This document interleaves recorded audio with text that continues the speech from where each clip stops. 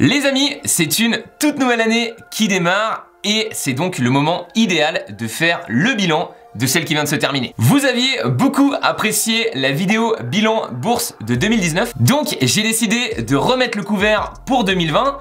Et cette fois-ci, plutôt que de juste vous montrer mes résultats en bourse, je me suis dit que ça serait sympa de vous partager également le bilan complet de mes finances que je fais chaque année. Il y a 7 critères que j'utilise pour mesurer ma progression d'une année sur l'autre. Et ce sont donc ces 7 choses-là que j'aimerais vous présenter dans cette vidéo. Il y a donc l'évolution de mon patrimoine, mes revenus, mes dépenses, mon pourcentage d'épargne, le montant que j'ai investi en bourse et enfin combien ces investissements m'ont rapporté à la fois en plus-value et en dividende. Histoire que ce soit pas trop long, je vous propose qu'on le fasse en 2 parties. Dans cette vidéo, je vais vous présenter les résultats sur mes finances personnelles, donc les 4 premiers critères. Et dans la prochaine vidéo, on verra ensemble mes résultats en bourse, donc les 3 derniers critères. Dans tous les cas, vous allez voir, dans ces 2 vidéos, on ne va pas perdre de temps, on va rentrer tout de suite dans le concret, je ne vais rien vous cacher, je vais vous montrer tous mes chiffres et on va donc aller comparer ensemble ces résultats que j'ai pu obtenir en 2020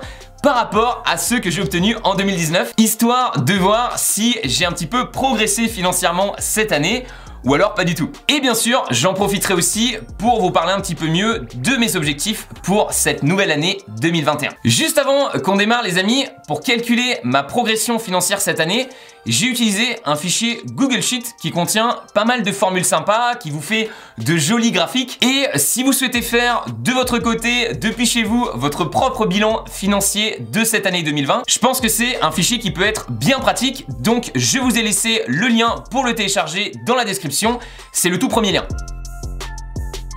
Ok, on commence donc avec votre patrimoine. C'est tout simplement combien vous possédez de capital en ce début 2021. Pour obtenir ce chiffre, c'est assez simple. Vous notez les montants en euros qu'il y a sur chacun de vos comptes aujourd'hui. Si vous avez des actifs illiquides comme des biens immobiliers ou des voitures, vous inscrivez une estimation prudente de leur valeur dans la colonne des plus. Et si vous avez des dettes à rembourser, vous les inscrivez dans la colonne des moins. Le 1er janvier 2019, j'avais fait ces calculs et j'étais tombé sur 166 743 € de patrimoine. J'ai calculé ensuite ce chiffre chaque début de mois lorsque je faisais mon bilan financier du mois et vous voyez que mon patrimoine a eu une belle pente descendante jusqu'en avril, mais que heureusement je me suis bien rattrapé sur la fin de l'année. Je termine donc cette année 2020 avec un patrimoine total de 186 110 €. Histoire que vous voyez bien la répartition, j'ai environ 35 000 €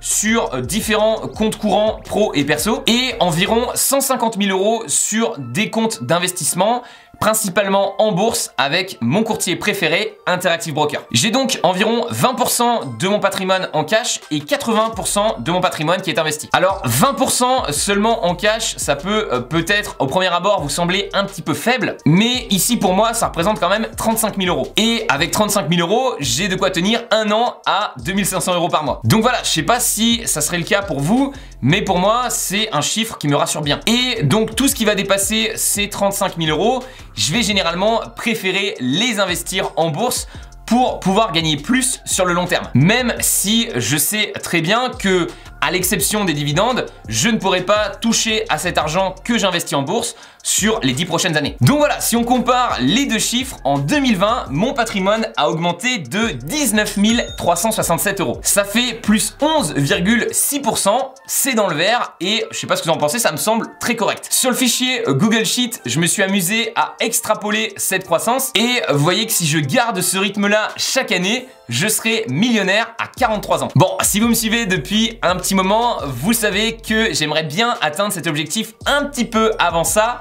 plutôt vers la trentaine. Donc clairement, j'espère encore améliorer ce score de patrimoine en 2021 et l'idéal serait de faire plus 35% cette année pour me retrouver en janvier 2022 avec environ 250 000 € de patrimoine, le quart de l'objectif atteint. Ok les amis, on a fait notre patrimoine. Pour cette seconde étape, je vous propose qu'on aille calculer vos revenus. Combien d'argent vous avez gagné en 2020? On va aller calculer ce chiffre en net Donc pensez bien à enlever les impôts et également les dépenses de votre entreprise si, comme moi, vous êtes à votre compte. Par exemple, cette année, mon site de e-commerce a fait 160 082 € de chiffre d'affaires. Sauf que une fois qu'on enlève la publicité, le coût des produits, les différentes applications et les impôts, il ne reste que 25% de cette somme, soit environ 40 000 €. Et vu qu'on est plusieurs à travailler dessus, je ne vais au final toucher que 50% de cette somme, donc au final 20 000 €. Sur le fichier Google Sheet, je vais donc bien inscrire 20 000 € et pas 160 000. Vous avez peut-être aussi plusieurs sources de revenus. Dans ce cas-là, ce qui est intéressant évidemment, c'est de les séparer pour voir lesquelles ont le mieux performé pour vous en 2020. Personnellement, j'ai 5 sources de revenus principales cette année. Les profits de ma méthode Trident, ma formation sur la bourse, les profits de ma boutique e-commerce, les dividendes, les revenus d'affiliation du logiciel ClickFunnels et la pub YouTube. Je suis vraiment super content d'avoir pu développer comme ça avec les années différentes sources de revenus. Vous savez, ça permet de se diversifier et de ne pas trop stresser. Si jamais une de vos sources de revenus s'effondre, vous en avez encore 4 autres qui sont présentes et qui déposent de l'argent chaque mois sur votre compte en banque. Alors évidemment, certaines sources vous demanderont plus de travail ou alors plus de capital. Par exemple, pour moi, les dividendes me demandent du capital et me rapportent encore peu, mais c'est une source de revenus 100% passive. Je n'ai absolument rien à faire et c'est de l'argent qui tombe chaque mois sur mes comptes de bourse. C'est très agréable. Au contraire, la formation et l'e-commerce sont des sources de revenus qui ne m'ont pas demandé beaucoup de capital au départ et qui me rapportent pas mal d'argent aujourd'hui, mais ce sont aussi des activités qui me demandent beaucoup plus de temps, aussi bien dans leur mise en place que dans leur gestion quotidienne. La pub YouTube et les profits de ma formation sont les deux nouveautés de cette année 2020 qui sont là grâce à vous, donc merci. Elles m'ont évidemment demandé beaucoup de travail cette année, mais je suis super content de voir qu'elles commencent à bien remplacer ce que je gagnais en 2018-2019 avec mon activité de consulting. Honnêtement, je prends 10 fois plus de plaisir à vous faire ces vidéos et à améliorer ma méthode Trident pour qu'elle vous trouve les meilleures opportunités en bourse qu'à gérer mes sites de e-commerce ou faire du consulting. Donc voilà, même si j'apprécie le côté diversification dans mes revenus, cette année, j'ai décidé d'être 100% focus sur cette chaîne YouTube. En 2021, on devrait donc avoir moins de diversification sur ces revenus, mais j'espère autant, voire plus, de résultats grâce à ce focus. Niveau chiffres, les amis, donc en 2019, j'ai gagné en net 4 103 € par mois en moyenne. Et en 2020, je me retrouve donc à avoir gagné 4 995 € par mois en moyenne. Donc voilà, je suis vraiment content. Ça me fait près de 900 € par mois de revenus en plus cette année, plus 22% par rapport à 2019. Bon, évidemment, c'est difficile de savoir si je vais être capable de maintenir cette croissance à 2 chiffres de mes revenus sur les prochaines années. Mais vous l'avez compris, évidemment, ça serait l'idéal. Ça me ferait de sacrés revenus à la trentaine. Et vraiment, cette importante croissance des revenus, pour moi, c'est vraiment ce qui fait la force de l'entrepreneuriat. Quand vous êtes à votre compte, certes, vous n'allez souvent pas gagner grand-chose les 2-3 premières années quand vous lancez votre projet. Mais ensuite, si vous parvenez à passer cette traversée du désert, vous pouvez réaliser d'énormes croissances sur votre revenu. Des 20, des 30, des 40% par an. Le genre d'augmentation que vous ne pourriez jamais avoir en restant salarié. Maintenant, clairement, l'entrepreneuriat, ce n'est pas fait pour tout le monde. Ça reste plus risqué. Et même quand vous vous retrouvez avec des revenus importants, souvent, ça fait les dents de scie. Le salariat, ça permet quand même d'avoir des revenus beaucoup plus stables et aussi un minimum de salaire intéressant dès le départ. Vraiment, je pense que l'idéal, si vous démarrez, c'est à la fois de bosser pour quelqu'un pour avoir l'aspect sécurité, mais également de toucher un pourcentage sur les revenus si vous parvenez à obtenir de bons résultats pour cette personne. Et ça vous permettrait d'avoir l'aspect croissance. Personnellement, c'est comme ça que je paye toutes les personnes qui bossent avec moi au pourcentage. Et je sais pas ce que vous en pensez, mais je trouve ça beaucoup plus juste et plus motivant que d'être simplement payé à l'heure.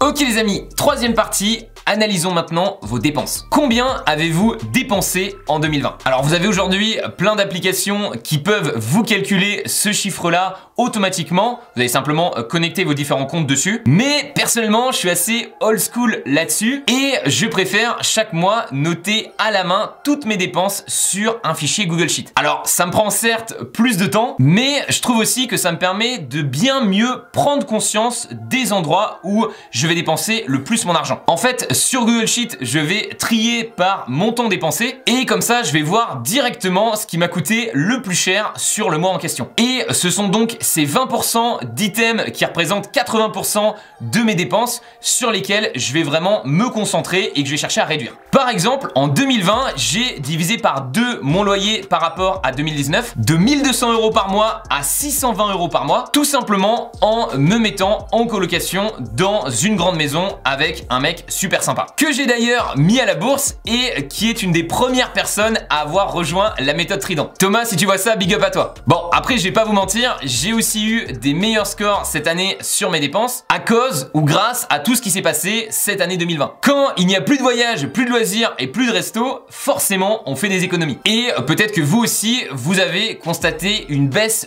de vos dépenses cette année par rapport aux années précédentes. Perso, j'ai dépensé seulement 2675 € par mois en moyenne en 2020, alors que j'étais à 5013 € par mois en 2019. Ce qui fait quand même moins 46% sur mes dépenses. C'est sûrement ma meilleure amélioration. Bon, maintenant, je pense pas que ce phénomène va durer et je pense que mes dépenses devraient naturellement remonter en 2021 avec l'ouverture progressive des frontières. En fait, je vis entre l'île Maurice et la France.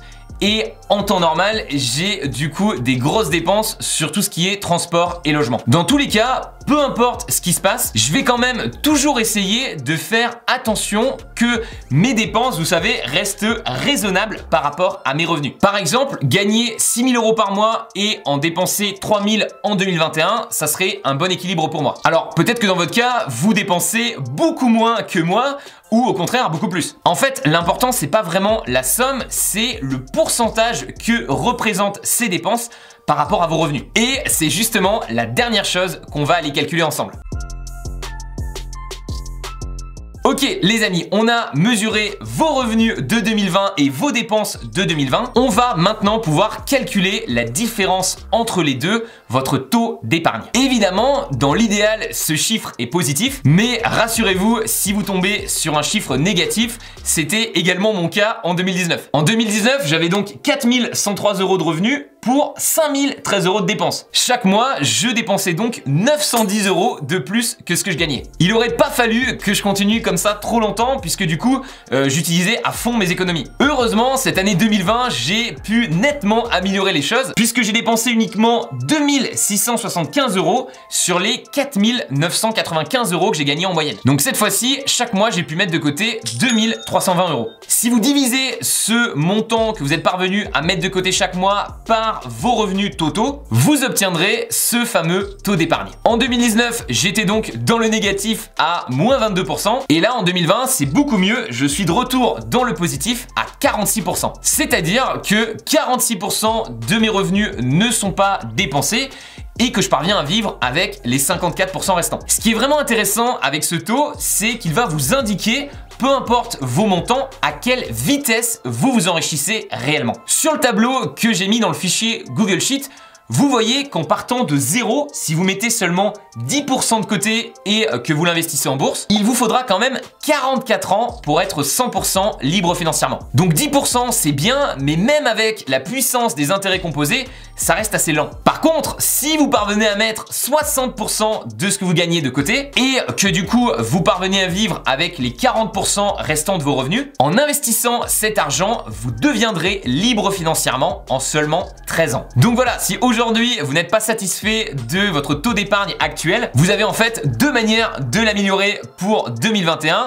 Soit vous allez gagner plus d'argent, soit vous allez en dépenser moins. Et vous l'avez compris, pour garder un bon score sur ce taux d'épargne, l'idée c'est de toujours faire en sorte que vos revenus augmentent beaucoup plus vite que vos dépenses, alors que ce que la majorité des gens ont tendance à faire et ce qu'on fait par tendance vraiment naturelle, c'est d'augmenter les revenus et les dépenses au même niveau. Donc voilà, personnellement, même si je sais que mes dépenses vont sûrement réaugmenter, j'aimerais bien maintenir ce taux d'épargne de 46% en 2021 en faisant du coup monter mes revenus. L'idéal, ça serait même d'accélérer un petit peu la cadence et de me retrouver avec 50-60% de mes revenus qui partent directement en investissement. Une autre manière, les amis, de mesurer votre progression vers votre liberté financière, c'est de multiplier par 300 la moyenne de vos dépenses mensuelles. Le chiffre que vous obtenez, c'est le montant total que vous devriez investir en bourse pour obtenir des revenus passifs qui couvrent 100% de vos dépenses. Et cerise sur le gâteau, vous n'aurez pas besoin de vendre vos actions, elles garderont leur valeur. Vos revenus passifs, ça sera uniquement grâce aux dividendes. Avoir cette somme-là investie en bourse, c'est un petit peu comme avoir le code argent infini dans GTA. Donc, si on se base sur mes chiffres de cette année, 2675 x 300, il faudrait que j'investisse au total 802 500 € en bourse. Si je sélectionne différentes actions qui me donnent en moyenne un rendement de dividende de 4% par an, avec ces 802 500 € investis, j'obtiendrai 2675 € de dividendes par mois. Ce qui fait donc que mon style de vie serait entièrement couvert par ces revenus passifs. Aujourd'hui, j'ai déjà investi 150 000 € sur mes comptes de bourse, ce qui fait donc 19% de l'objectif qui a été atteint. On est sur la bonne voie. Voilà les amis, j'espère que cette première partie de mon bilan financier 2020 vous a plu. Je vous récapitule donc mes scores de 2020 par rapport à 2019. Plus 11% sur mon patrimoine, plus 22% sur mes revenus, moins 46% sur mes dépenses et un taux d'épargne de 46% lui aussi. Vous l'avez compris, je suis vraiment super content de ces scores, mais voilà, la période m'a aidé. J'ai eu de la chance et c'est pas du tout dit que ça se reproduira l'année prochaine. J'ai réalisé beaucoup d'années où les chiffres étaient bien moins bons que ça. Mais voilà, je me dis toujours qu'avec les finances personnelles, le but c'est pas d'être parfait, de chaque année avoir des énormes croissances. Le but c'est simplement de comprendre un petit peu ses erreurs chaque année et chaque année essayer de progresser un petit peu plus. Voilà, je pense vraiment que si vous faites juste 2-3% d'amélioration chaque année sur vos finances, ça finira par faire une énorme différence sur vos résultats par rapport à la moyenne des gens qui ne font aucun effort là-dessus. Si vous aussi, vous avez fait les calculs de ces 4 métriques, bah évidemment, je suis curieux. N'hésitez pas à me dire en commentaire les résultats que vous avez obtenus en 2020. Si vous avez un petit peu de capital de côté et que vous souhaitez ajouter une nouvelle source de revenus 100% passive à votre bilan de 2021, je vous invite à jeter un coup d'œil à ma toute nouvelle formation sur la bourse, la méthode Trident. À l'intérieur, vous avez un peu plus d'une trentaine de vidéos de cours où je vous montre étape par étape comment je sélectionne mes actions à dividendes. Et chaque semaine, je vous présente les actions les plus intéressantes que j'ai trouvées sur le marché. Et évidemment, je mange ma propre soupe et à chaque fois que je vous parle d'une action, j'en achète pour 500 $ en direct avec vous sur mon portefeuille principal. J'ai d'ailleurs hâte de vous présenter les nouvelles actions que j'ai trouvées ce mois-ci. Il y a des belles opportunités. Enfin, si vous n'êtes pas abonné à la chaîne, n'hésitez pas à le faire dès maintenant pour ne pas rater la prochaine vidéo où justement je vous présenterai mes résultats de bourse de 2020. Je vous souhaite évidemment plein de succès pour 2021, aussi bien dans vos finances que dans tous les domaines de votre vie. Et je vous donne rendez-vous dans la prochaine vidéo. C'était Roman. Ciao!